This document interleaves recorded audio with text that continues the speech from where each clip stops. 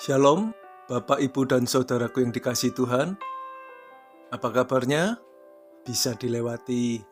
Hari ini kita sama-sama mau belajar kebenaran firman Tuhan dengan tema Masa Depan Itu Ada.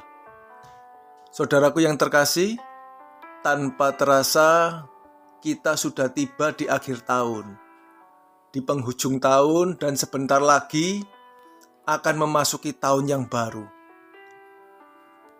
Biasanya ketika tiba di penghujung tahun, orang-orang akan mengevaluasi hidupnya, mengevaluasi bisnisnya, untuk melihat apa yang telah mereka capai sepanjang tahun, dan kemudian merencanakan hal-hal baru yang berguna untuk masa depan mereka. Seperti bagaimana cara untuk meningkatkan taraf hidup mereka, bagaimana supaya bisa mendapatkan promosi jabatan, atau bisa mendapatkan pemasukan dari sumber yang lain di masa depan. Bagaimana supaya bisa mengembangkan bisnis dan kemudian mencoba berinovasi supaya masa depannya menjadi cerah. Yang studi, yang masih sekolah juga berpikir bagaimana supaya bisa lulus dengan lebih cepat, lulus dengan nilai yang baik atau terbaik. Bagaimana supaya bisa mendapat pekerjaan, dan bagaimana supaya bisa cepat mendapatkan jodoh dan lain sebagainya. Hal seperti ini sudah umum dilakukan dan manusiawi. Semua orang pada umumnya hanya berpikir dan berjuang untuk masa depannya dalam kehidupan di bumi ini. Berpikir untuk memperoleh kesuksesan, kebahagiaan, dan kesenangan hidup di bumi, tetapi tidak sungguh-sungguh memikirkan dan memperjuangkan masa depannya di kekekalan. Padahal masa depan di kekekalan itu sungguh ada. Sedangkan masa depan di bumi ini atau pencapaian maksimal yang bisa diraih di bumi ini hanyalah bersifat sementara saja, tidak kekal. Mari kita baca dan renungkan firman Tuhan yang terambil dari kitab Amsal pasal 23 ayat 17-18.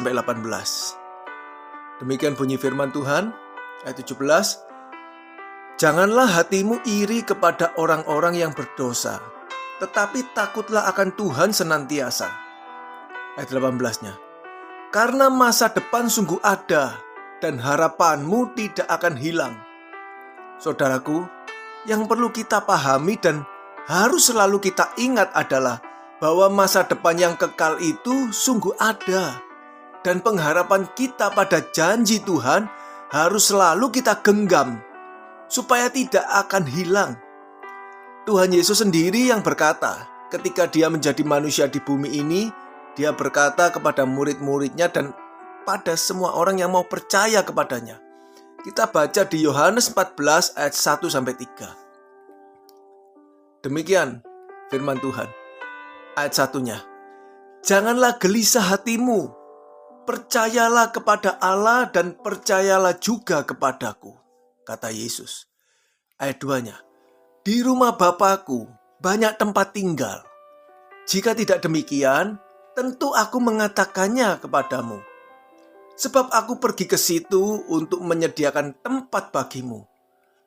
3. Dan apabila aku telah pergi ke situ dan telah menyediakan tempat bagimu, aku akan datang kembali dan membawa kamu ke tempatku, supaya di tempat di mana aku berada, kamu pun berada. Saudaraku, inilah yang menjadi pengharapan kita, yaitu sungguh masa depan itu ada, masa depan di kekekalan. Sebab Tuhan Yesus sendiri yang menjanjikan kepada murid-muridnya, kepada setiap orang yang percaya kepada Allah dan percaya kepada Yesus. Maksudnya kepada orang-orang yang mengenal Allah dan mengenal Yesus dengan benar, yang percaya pada ajarannya dan taat melakukan segala perintahnya.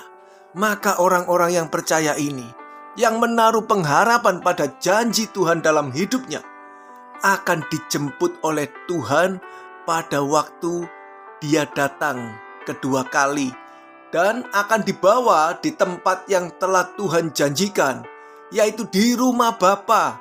Di sanalah ada masa depan yang kekal dan penuh kebahagiaan. Oleh sebab itu Yesus berkata, "Janganlah gelisah hatimu." Artinya apa, saudara?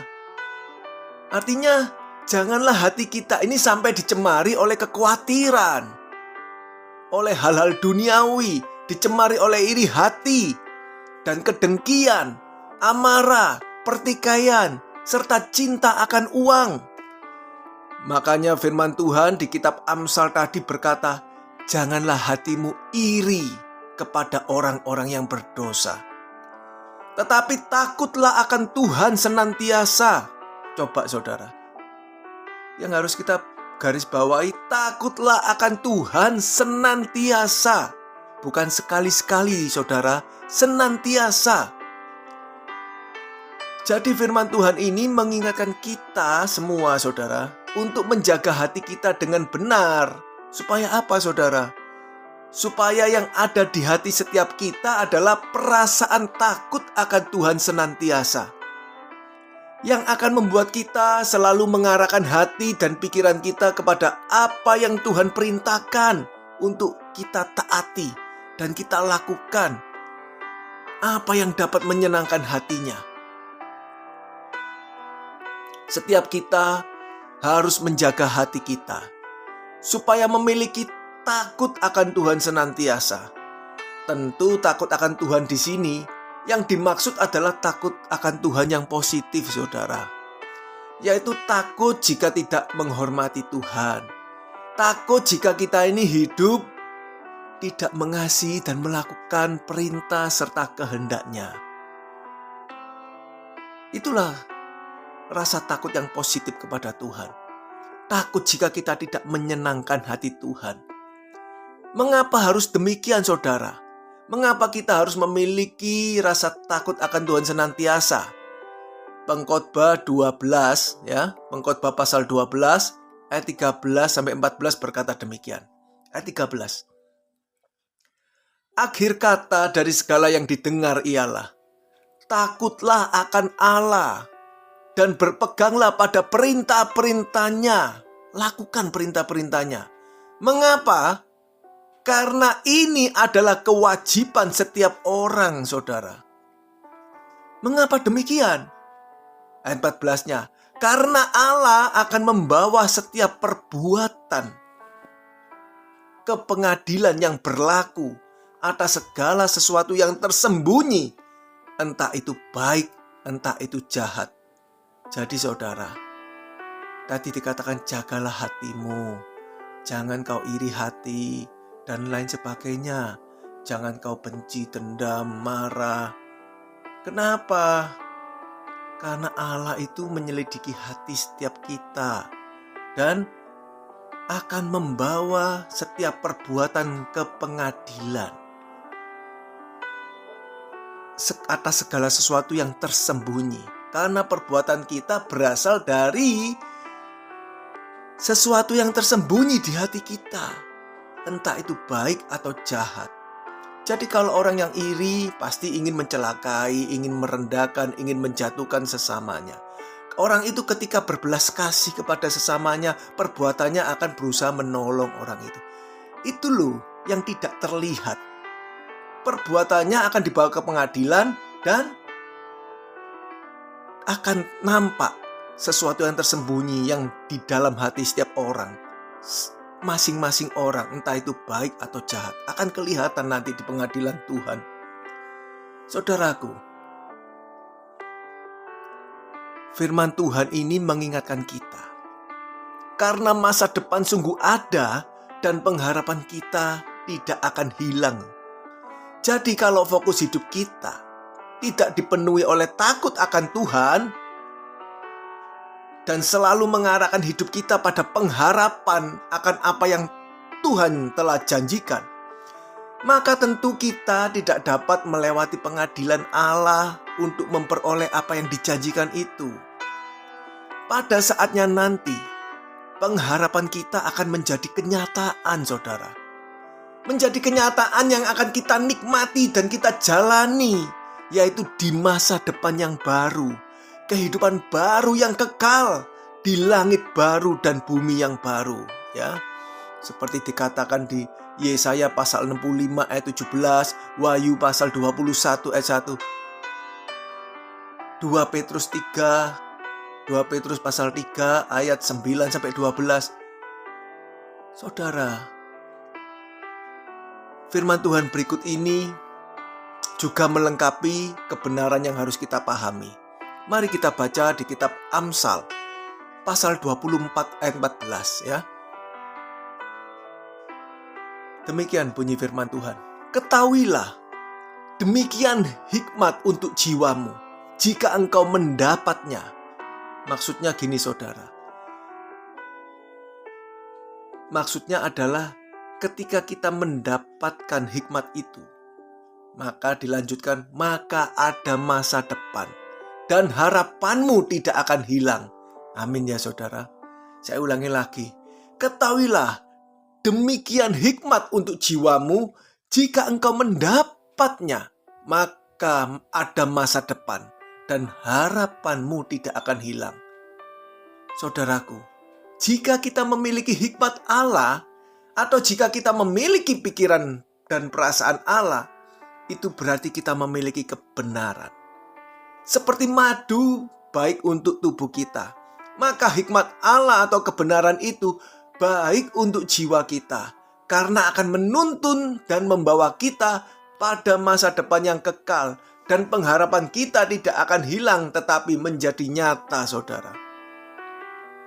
Jadi jika seseorang tidak memiliki hikmat Allah di dalam hidupnya, melainkan hanya hikmat dunia, maka saudara, tidak ada masa depan di dalam kehidupannya nanti. Yang ada hanya kebinasaan kekal. Bukan masa depan, yaitu hidup kekal. Dan itu berarti harapannya akan hilang. Hilang lenyap, saudara. Nah, selanjutnya bagaimana supaya kita bisa memiliki hikmat Allah atau hikmat Tuhan itu? Mari kita baca Amsal pasal 8 ayat 11, 14 sampai 17. Anda bisa membaca semua ya satu perikop itu. Tapi saya bacakan di ayat 11, 14 dan 17. Mari kita baca dan cermati. Ayat 11. Karena hikmat lebih berharga daripada permata. Apapun yang diinginkan orang tidak dapat menyamainya. 14.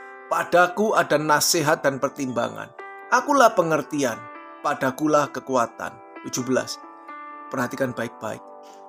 Aku mengasihi orang yang mengasihi aku. Dan orang yang tekun mencari aku akan mendapatkan daku. Saudaraku, hikmat Allah itu akan diberikan kepada orang-orang yang tekun mencarinya, saudara. Dan ini juga sama seperti yang Yesus Kristus katakan di Matius pasal 5 ayat 6 yang berbunyi demikian. Berbahagialah orang yang lapar dan haus akan kebenaran, karena mereka akan dipuaskan. Jadi masa depan yang kekal itu tergantung dari siapa, saudara? Dari kita masing-masing. Masa depan yang kekal itu tergantung dari masing-masing orang. Orang yang mengasihi Allah akan dikasihi oleh Allah. Orang yang tekun mencari hikmat Allah akan memperolehnya. Dan orang yang lapar dan haus akan kebenaran akan dipuaskan. Mari kita bertanya pada diri kita sendiri. Apakah kita sungguh-sungguh mengasihi Allah? Dan apakah kita tekun mencari hikmat-Nya? Seberapa lapar dan haus yang kita miliki untuk memperoleh kebenaran Tuhan itu? Kita dapat mencermati waktu-waktu dalam hidup kita setiap hari. Kegiatan apa yang telah kita lakukan? Kegiatan apa saja yang kita lakukan untuk menghabiskan waktu kita setiap hari? Apakah kegiatan yang membuat kita belajar untuk mengenal Allah atau yang lain? Yang semuanya bertujuan untuk kesenangan kita, untuk mencari dan memupuk kekayaan, kebanggaan dan nama besar di dunia yang fana ini, yang sebentar akan hilang lenyap. Apa yang kita lakukan ketika kita memegang gadget atau HP kita, saudara? Apa yang kita tonton? Apa yang kita dengarkan? Apakah kita memiliki kerinduan atau apakah kita memiliki rasa lapar dan haus akan kebenaran? Sehingga kita mencari dan sungguh-sungguh mencari makanan rohani yang benar, yang menyehatkan jiwa kita, yang membuat kita semakin mengenal Allah, semakin memahami, dan dapat mengenakan pikiran perasaan Tuhan. Apakah kita sudah sungguh-sungguh berjuang untuk mengikuti jejak Yesus? Apakah kita mau dan telah menderita oleh karena kebenaran Tuhan yang kita pahami dan kita kenakan di dalam hidup kita ini, sehingga kita memiliki buah roh itu, yaitu ketika kita mau bersabar, mau mengalah, mau mengampuni, mau rendah hati, dan mengasihi, serta menolong sesama kita yang membutuhkan pertolongan. Saudaraku, sebentar lagi kita akan memasuki tahun yang baru. Jika Tuhan masih memberi kesempatan kita menjalani hidup ini, maka saya mengajak Bapak, Ibu, dan Saudara yang terkasih untuk selalu memegang teguh pengharapan kita akan janji Tuhan. Dan kita mau berjuang untuk mengubah karakter kita. Supaya apa, saudara? Supaya semakin hari menjadi semakin serupa dengan karakter Yesus. Sehingga kita layak disebut sebagai anak-anak Allah dan dimuliakan bersama dengan Tuhan Yesus di kerajaan surga yang kekal selamanya.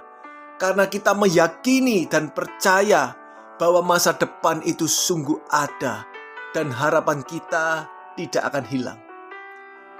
Tetaplah berjuang dan teruslah semangat. Amin. Tuhan Yesus memberkati kita semua.